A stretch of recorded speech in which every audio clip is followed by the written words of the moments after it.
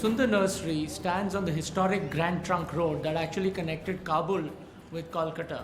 So it has been on a very historic linkage, and as such, there are several significant historic sites within this complex, 9 of which, all from the early 16th century, still survive.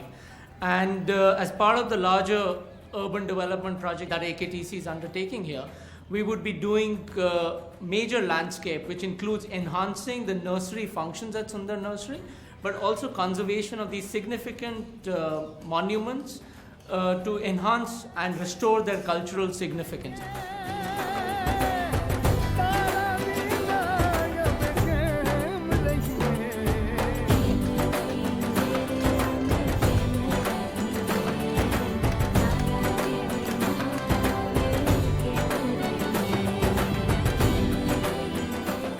This whole zone that surrounds Humayun's tomb was littered with Mughal period monuments. These are all very significant early monuments. I think Neela Gumbad is either contemporary to Humayun's tomb or slightly earlier, depending on the architectural, and has great Persian influence, which makes this whole site incredibly significant from the archaeological point of view.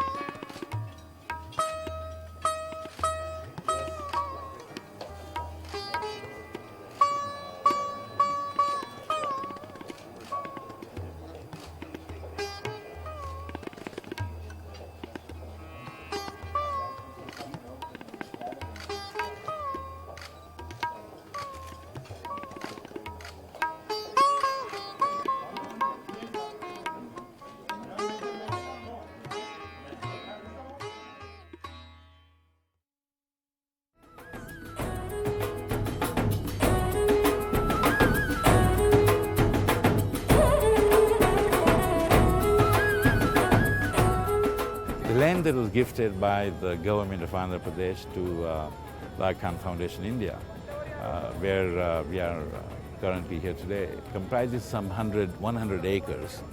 It's a beautiful piece of land which has got incredible granite hillocks.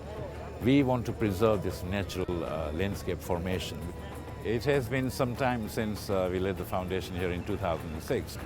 This time that we have taken since 2006 has been to fine-tune the conceptual design, and hopefully by the first quarter of next year, you will begin to see the contractor in full mobilization and beginning to build the buildings.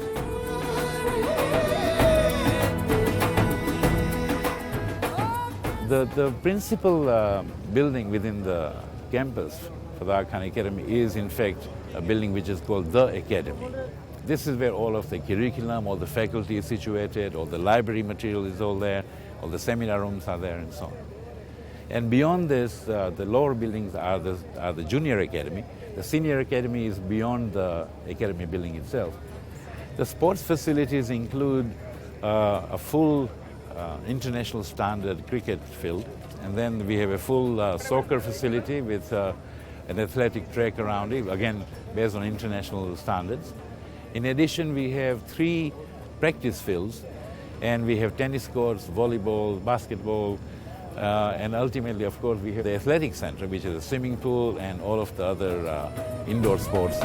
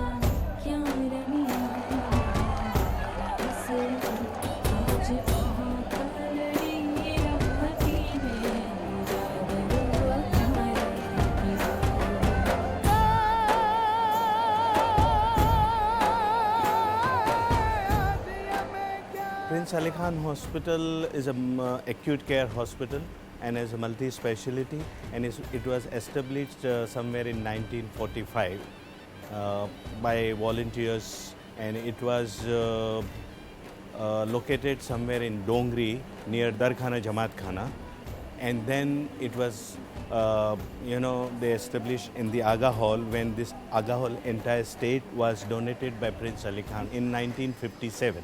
Gradually the development has taken place, and those 16 beds today has become 162 beds. First area is oncology, then the cardiac surgery, then we have renal dialysis unit, we have 4 operation theatre and 2 intensive care unit. We have budgeted this year about 9,500 inpatient and about 1,65,000 total patients in outpatient clinics.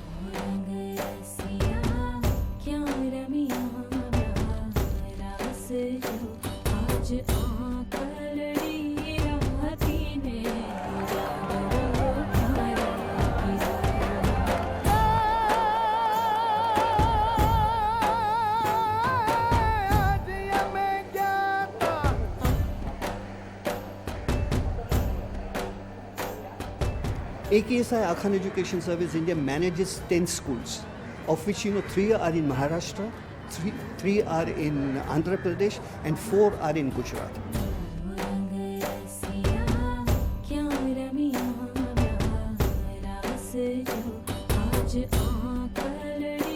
If you were to ask me, I would say that education history started way back in 1905, when Sultan Muhammad Shah commissioned the first school in Mundra. And from there on, education has not looked back. Then we started with, in 1913, hostels were established, for students who could not access education in remote areas of Gujarat. And then later on, during Imam Sultan Muhammad Shah's Diamond Jubilee, when the Nazrana was offered, Imam Sultan Muhammad Shah, established the Diamond Jubilee Trust. The outcome of the Diamond Jubilee Trust was, the 2 schools, Diamond Jubilee High School, Mumbai, and Diamond Jubilee High School, Hyderabad.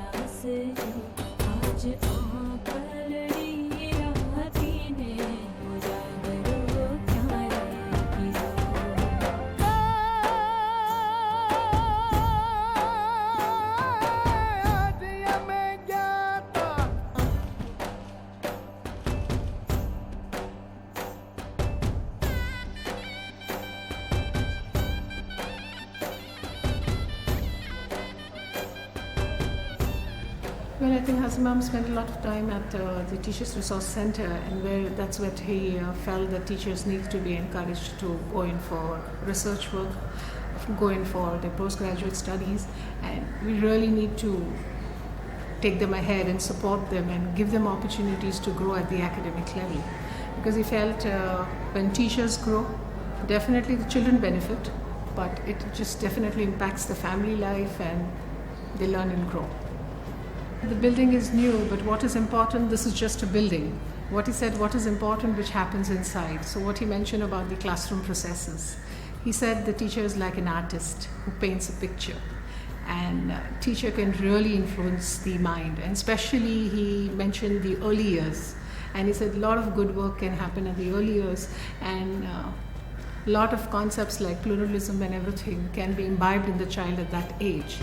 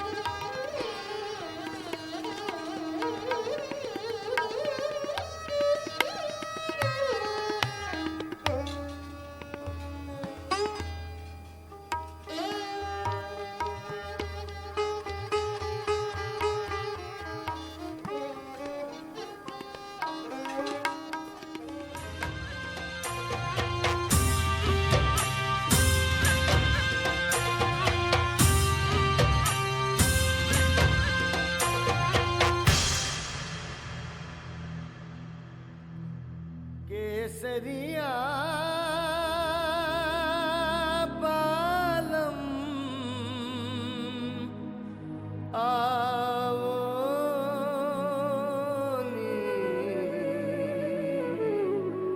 पधारोनी मारे देश रे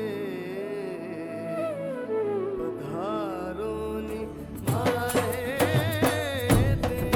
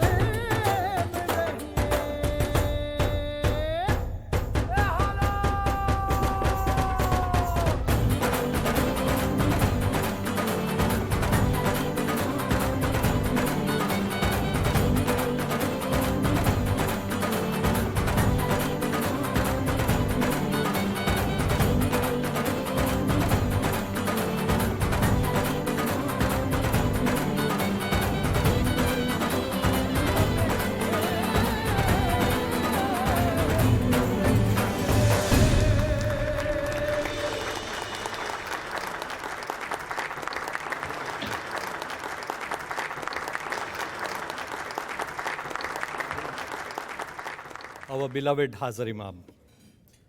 On the occasion of this glorious milestone in Ismaili history, the celebration of the Golden Jubilee of our Imam-e-Zaman's accession to the Imamat, we, your humble spiritual children, respectfully offer to Hazar Imam our most sincere and heartfelt felicitations and our deepest love and gratitude.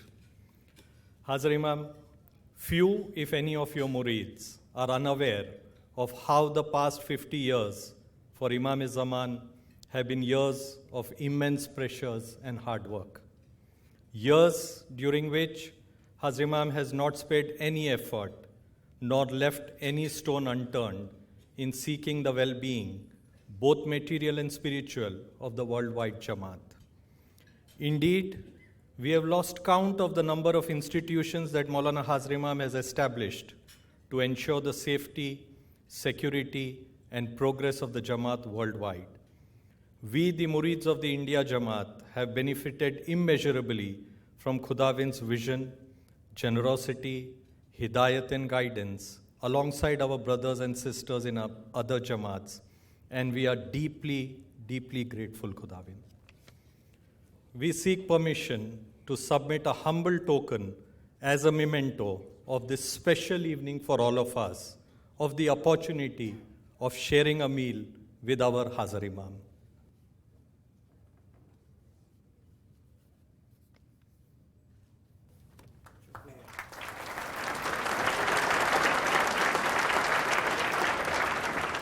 I would like you to know how deeply touched I am by this wonderful evening and by the celebration of my Golden Jubilee here in India. It has been a time of enormous happiness, but also a time of thinking back to the status of the Jamaat in 1957 in India, Pakistan, East Africa, Central Asia. And I say to myself, alhamdulillah, the Jamaat has made progress. It lives in greater security. It lives in countries where there is greater hope, greater stability. And there will always be problems. that we all know.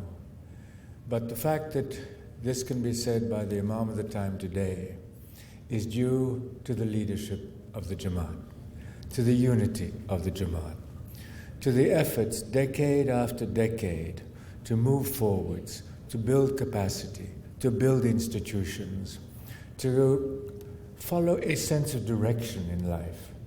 And this I want to say this evening because I see amongst the Jamaat here this evening many leaders of the past, the leaders of today. And I think back to what was the time that they led and what were the problems that they had to deal with, and how leadership has built from generation to generation in continuity towards the sorts of results that we have all hoped and prayed for. I would also say that this has to be an occasion of joy, an occasion of happiness. And I want again to repeat my gratitude to the government, the central government, the government of the states, all the authorities, the state organizations, for the extremely warm and generous way in which they have received me here in India. And to tell you that this friendship, because it is a genuine, sincere friendship, will carry outside India, will not remain in India. It will carry outside India. And we will work together to try to establish places in the world where people can live in plurality, in happiness, and in security. I would also like to say how very happy I am to see the magnificent progress that you have made since I was last in India. And we will continue to build, to try to expand activities where they need to be expanded. I am still concerned about the quality of education, the access to education of our younger generations, particularly in the rural environments. I am concerned about economic support for people who are not yet independent in their economic destinies. There is much to be done.